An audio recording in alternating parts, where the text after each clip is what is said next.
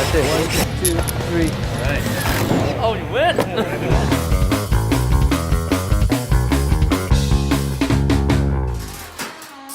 I'm Robert Cosi. I'm the publisher of Canadian Contractor, and I'm here with Will Chen, and he is the Product Marketing Manager. Thank you, Product Marketing Manager for ITW, and we're going to talk about the complaints that contractors have with regards to fasteners. Now, there are four big complaints that they have, and Will's going to talk a little bit about what ITW does to solve the problems that contractors have, and a little bit about what you can do as a contractor to make sure these things don't happen. So, Will, top of the list, head stripping. What does that mean? And what are we talking about there?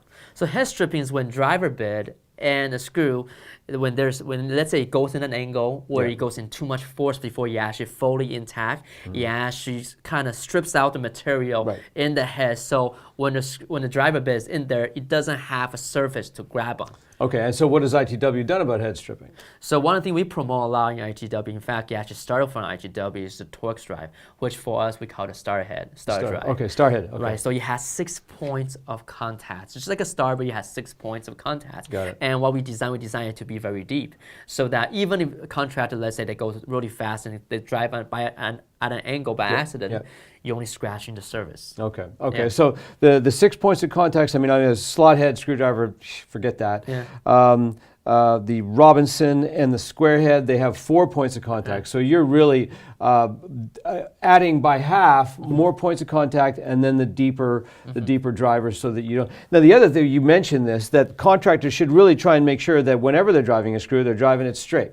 Right. Because the angle drive, you can end up stripping the screw. And there's nothing more frustrating than a screw that's sitting in there. You can't pull it in, you can't take it out, you can't do anything with it, and it's not holding the way you want. Rework is always super time-consuming. frustrating. Rework is always for sure. time-consuming. All right, number 2, screw break. Screws break? Especially when you're talking about application like concrete, like hard concrete, like 20-year-old concrete, and you with the impact driver, you just try to ram it in.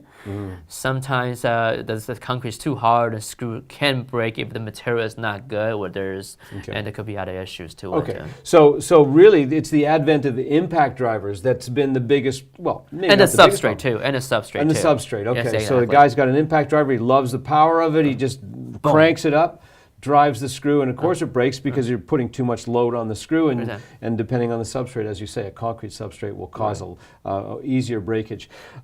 So contractors, you got to be mindful of where you're setting your impact driver. You got to back that drive off a little bit until you know that you've got just the right amount of drive.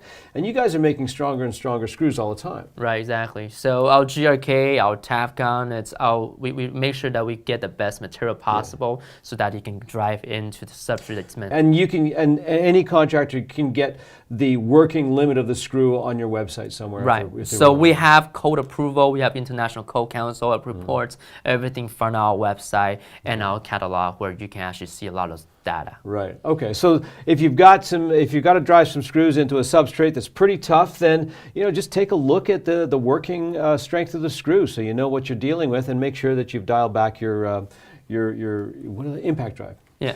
Head snaps, probably similar to screw breaks. Yeah, you know what? That's all part of the similar problem, where when you have, again, using a concrete as an example, when it's a very hard concrete and we just try to drive in the screw as fast as possible, right? Sometimes you add too much force in between the head and the screw, and that actually snaps everything off. Yeah. Okay. Right. Especially for things application like, let's say, windows, like in a concrete building where the concrete is very hard. Right. They usually contractors expect a few screws to snap.